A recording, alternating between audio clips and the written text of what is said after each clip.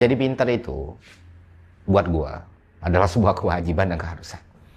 Karena dengan menjadi lebih pintar, hidup lu bakal lebih enak. Dan resiko lu untuk jatuh ke jurang kemiskinan juga lebih kecil.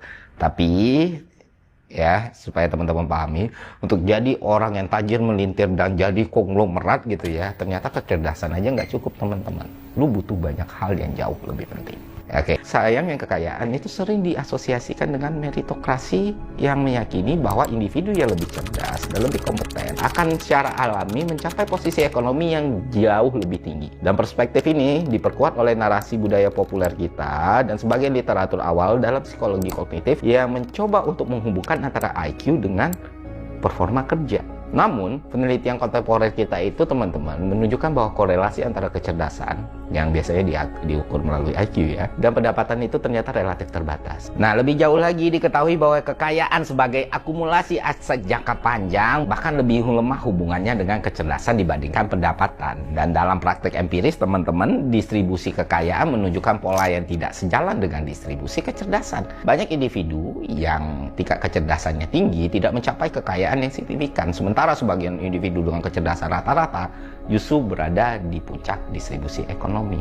Terus ada penelitian lanjutan dari Jay Zagorski yang menemukan bahwa individu dengan IQ lebih tinggi memang cenderung memiliki kesempatan untuk mendapatkan pendapatan lebih besar, tapi tidak secara signifikan membuat dia jadi lebih kaya dari orang lain.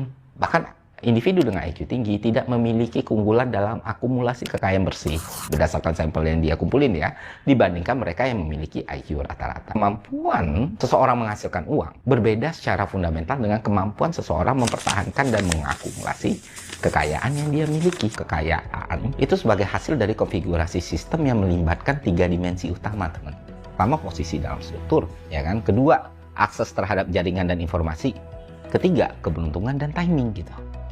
Nah, dalam kerangka ini, kita akan paham bahwa kecerdasan hanya berperan sebagai alat, bukan sebagai faktor utama. Jadi kecerdasan memiliki kontribusi terhadap pendapatan, tapi bukan faktor utama dalam menentukan kekayaan. Kekayaan lebih merupakan hasil dari interaksi kompleks hal-hal yang tadi udah kita bahas. Struktur ekonomi, aksesoris sosial, dan faktor randomness tadi. Sekarang, kalau misalnya kekayaan itu tidak menentukan, Bang, terus apa yang kita lakukan supaya kita bisa lebih kaya? Oke, gue jelasin dengan sederhana. Pertama, teman-teman, yang lu harus pahami adalah positioning.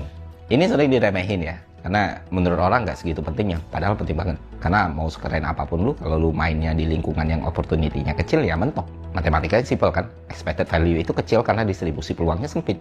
Jadi lu harus pindah ke arena yang probabilitas upside-nya besar, teman-teman. Industri yang lagi growth, misalnya sektor yang capital inflow-nya tinggi, atau ekosistem yang nge-push lu atau memberikan kesempatan lebih besar lu untuk mendapatkan networking yang lebih